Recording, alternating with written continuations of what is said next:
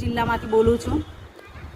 રાજસ્થાન ખાતે બાંસવાડા જિલ્લામાં એક સંમેલન કરવામાં આવેલું હતું। એ સંમેલન ખાતે એક આદિવાસી મહિલાએ સ્ટેજ પર જઈને એને સ્પીચ આપેલી અને સ્ટેજ પર જઈને સંમેલનમાં એને ખાસ કરીને બહેનો પર જે વક્તા તરીકે વક્તવ્ય આપેલું એને એ મેનકા ડામોરને હું ચુનૌતી આપવા માગું છું કે એને જે વાત કરી છે કે આદિવાસી હિન્દુ નથી। મારે મેનકાને એક જ વાત કરવી છે, તું કયા વિધર્મીઓ સાથે મળી અને કહે છે કે આદિવાસી હિન્દુ નથી।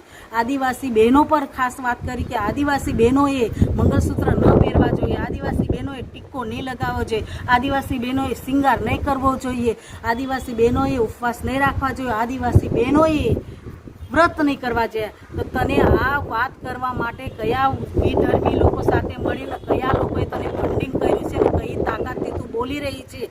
જો તને આ બધા તારો જે તું બોલી છે એનો જવાબ જો તને જોઈતો હોય તો આવી જજે ભરૂચ જિલ્લામાં વસાવા અનિલાબેન પાસે।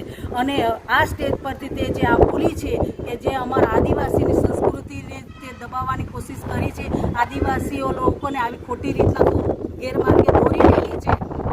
અમારે જ્યારે પતિદેવ જીવતા હોય છે ત્યારે અમે મંગળસૂત્ર પહેરીએ છીએ, અમે ટીકો લગાવીએ છીએ, અમે શિંગાર પડીએ છીએ। જ્યારે અમારા પતિદેવ જ્યારે ભગવાનના ત્યાં જતા રહે છે ત્યારે અમે લોકો આ ત્રણેય વસ્તુ નથી કરી શકતા અને અમારા દેવી દેવતાઓને અમારા દેવીઓને પણ વ્રતો જ્યારે કરીએ છીએ ત્યારે અમારી દેવીઓ પણ શણગાર કરે છે। અમારા શણગાર વગરની સ્ત્રી કેવી હોય છે એટલે કયા ધર્મમાંથી આવે છે, તું કયો ધર્મ પાડે છે, કયા વિધર્મીઓ સાથે મળી અને તું આ બધી બોલી રહેલી છે? તને ફંડિંગ કરવાવાળું કોણ છે, કોનો સાથ છે?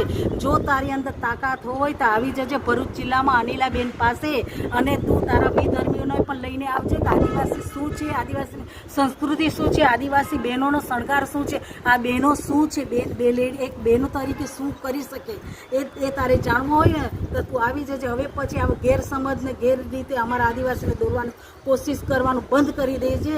અને હું તને એક જ વાત કરું કે આ સ્ટેજ પર તું બોલી છે એનો જવાબ અમે આપીને રહીશું અને એનો જવાબ મું તોડીને જવાબ આપવા માટે અમે તૈયાર છીએ। નમસ્કાર।